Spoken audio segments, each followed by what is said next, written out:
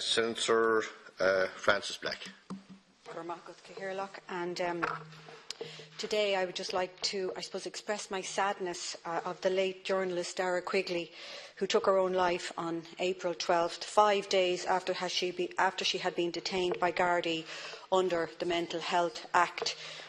We all know that a Garda CC video of her detention was posted on Facebook shortly before her death, and Dara's family recently said that their distress had been compounded by the publication of her name on many different social media websites. But they also talked about, they criticised the lack of services that are out there, particularly that were for Dara in particular, around dual diagnosis. And just to say a few things on dual diagnosis, in my experience, at the moment there are no services for dual diagnosis here in Ireland, and working as a therapist in the Rutland Centre, I have no doubt that mental health and addiction are very, very closely linked.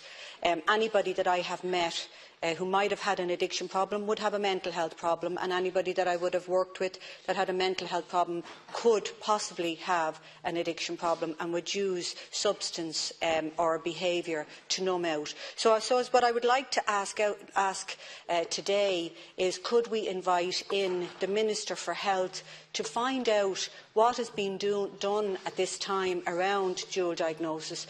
The services at the moment are completely separate. If somebody goes to the mental health service and has an addiction problem, then they're refused. If somebody goes to an addiction service and has a mental health problem, then they're refused. It's just not good enough, and I really think that this issue now needs to be addressed, and it's time for change in this country, particularly around the addiction services and the mental health services and dual diagnosis. Thank you very much. Thanks, Senator.